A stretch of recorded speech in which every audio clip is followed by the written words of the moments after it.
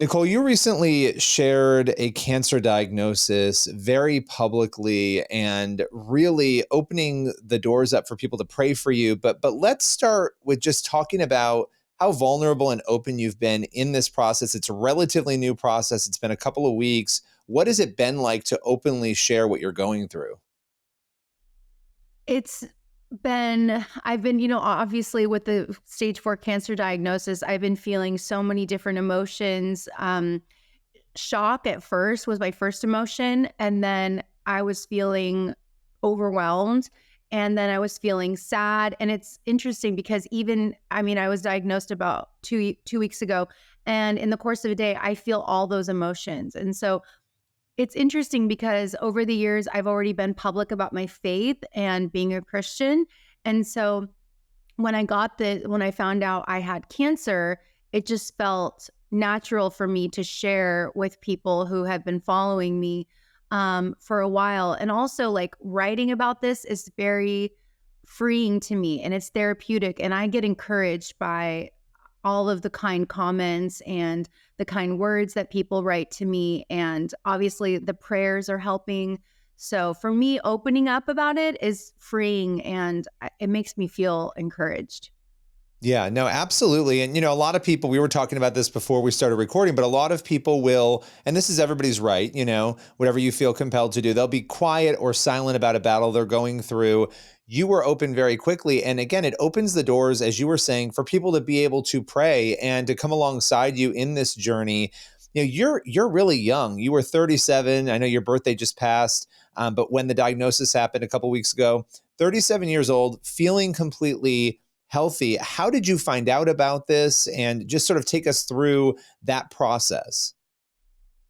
It's really scary because I still feel fine, even having stage 4 cancer. And that's the scary thing about cancer is like it doesn't hit you until it really hits you. And I it's also so scary because I just had 2 full blood panels done about 2 weeks before I found out I had cancer. And my blood levels, everything was perfect. And then my blood pressure has always been good.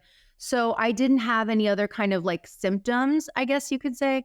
And so the thing that finally I discovered was I have, and I still have, obviously, it's an enlarged lymph node.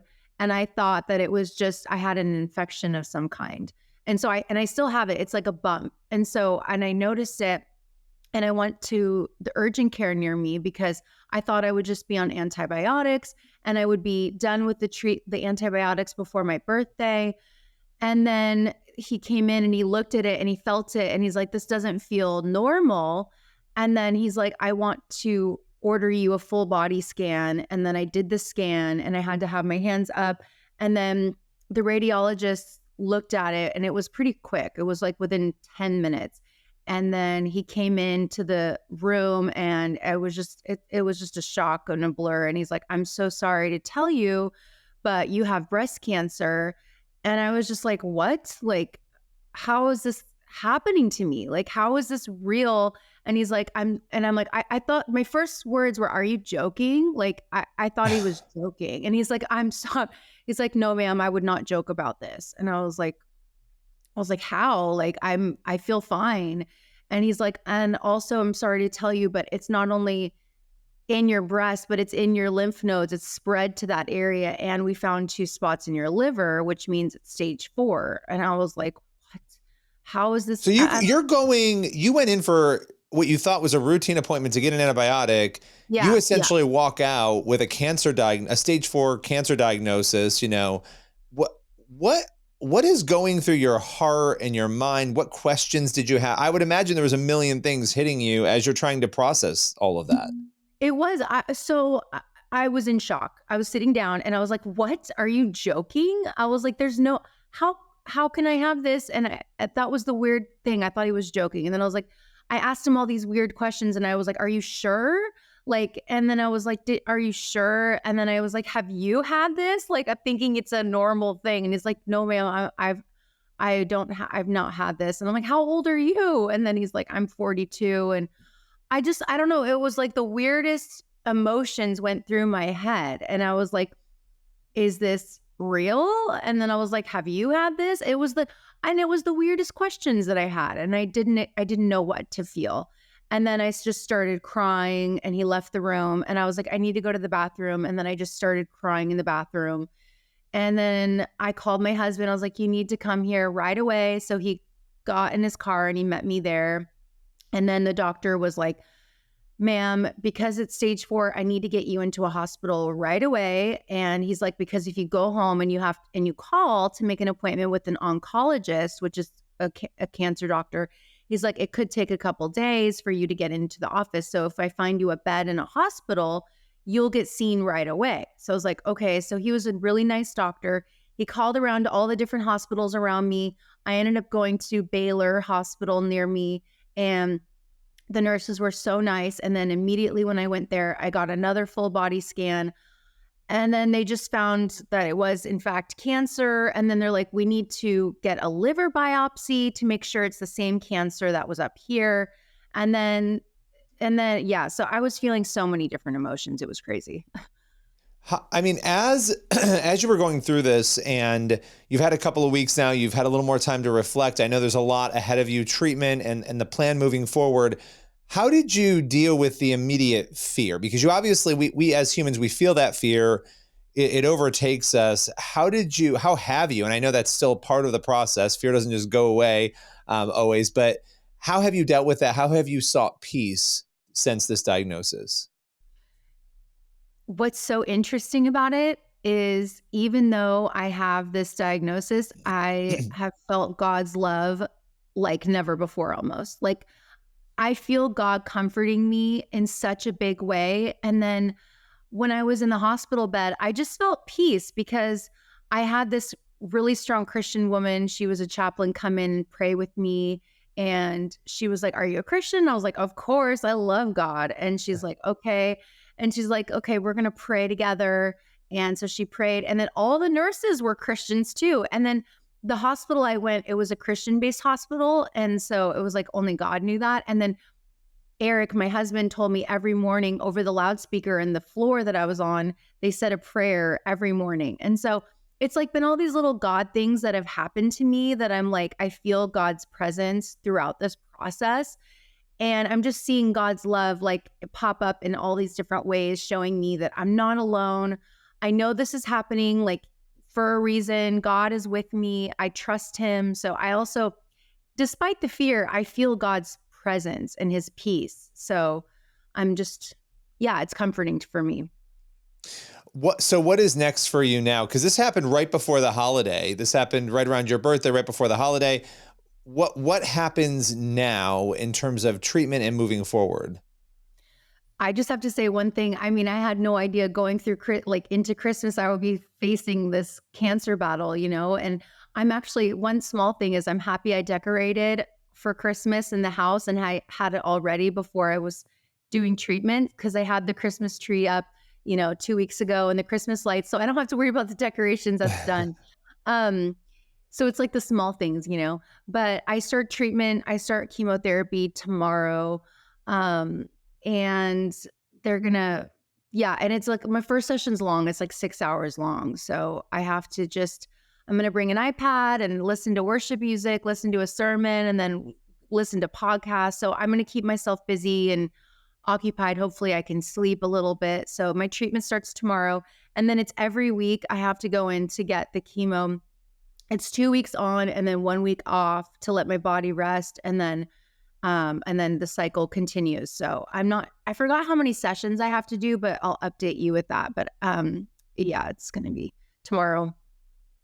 Well, that's something for us to be praying for. And how can people, right now I know a lot of people are hearing this story. They've either read about it on your Instagram page, or they followed you on social, or they're maybe hearing about it for the first time. Obviously praying for you as you're doing treatment. What other ways can people be, just invoking God on behalf of you and your family? That, honestly, the prayer is the most important thing. And when I see kind words on my social media, like encouraging words, like just about God in general, like just, it really encourages me and it makes me feel good. And it makes me feel like I'm not alone. So and I see all the comments, and it really encourages me. And that's the beautiful thing actually about social media is like I have a community of people who are rooting for me. And so it really makes me feel good. Your journey too has been so interesting over the years. You and I have connected many times for interviews in the past, just talking about your modeling days and coming out of that Hollywood sort of life and into faith. And I'd love to talk just a little bit about that before we go, because you've had this platform, this faith platform. You've written, you've written quite a bit. You've even gotten into the movie making, and it's so interesting following your journey post finding faith.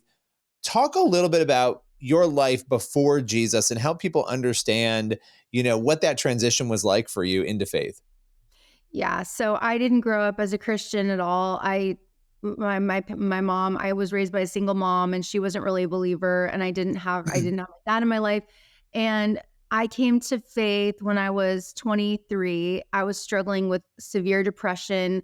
I was in the modeling industry. I was posing in just, swimwear and lingerie, and I was like in Maxim magazine, and I did like a Victoria's Secret commercial. And so I was like knee deep in the whole modeling world. And I thought that that was going to give me purpose because I was just, I just felt like that was my purpose. But I started to have like these attacks, I think, from the devil. And it was like I was feeling, worthless, not good enough. And my agent was always like, you need to lose more weight and you're not thin enough. And then the photographers were just very degrading and always just being very sleazy. And so I was surrounded by all these people who were not very good. And then I would see my pictures come out, and I'm just like, I don't think that this is good. Like, even though I wasn't a Christian, I was like, I don't want my family to see pictures like this. So thankfully, I already had kind of like this instinct that I just didn't think it was right. And so my best friend was a really strong Christian, and she was praying for me. And she's like, Nicole, just because you were doing that, maybe you can get out of this industry and then share your story for young girls, just to encourage them that the modeling industry is not what it's cracked up to be.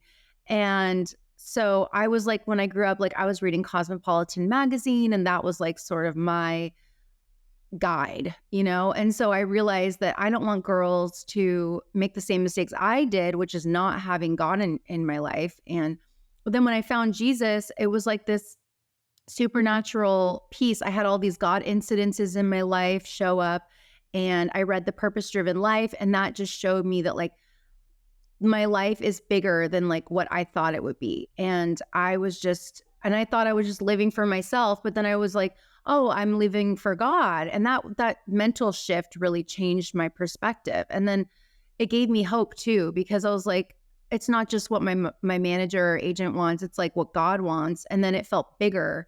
And then I was like, I just want to make God proud. And then through that, I had the peace that I'd never had before. So it was just a great, great feeling.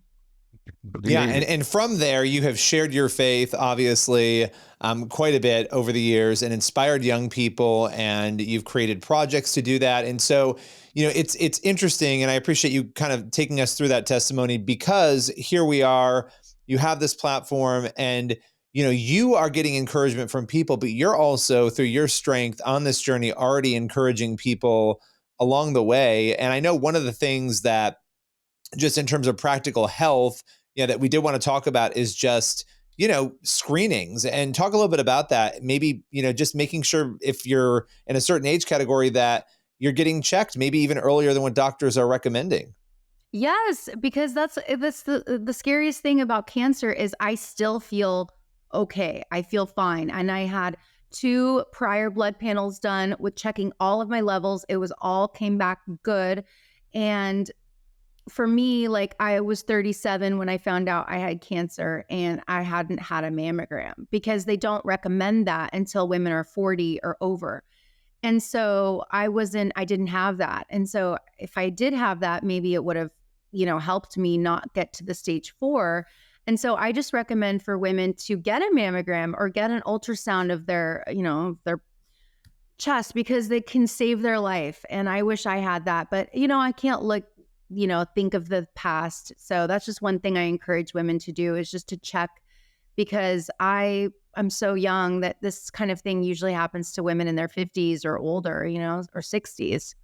Yeah. Yeah. Well, no, that's a great word. And I think it is important. We're hearing stories of a lot of younger people dealing with cancer. And, Nicole, we're going to be following you on this journey, praying for you. Where can people go day to day to keep up with you on your journey?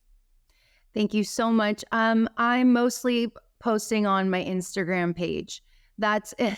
And before, it's funny, before I was trying to post on TikTok and all of this, but now I'm like, it's too much for me to manage too many social medias. So I just do Instagram, and that's enough for me. So on my Instagram page. Well, we will post a link to that. And Nicole, just appreciate you joining us today. We really are praying for you and just appreciate you inspiring others, and just know that God is with you. We appreciate your time.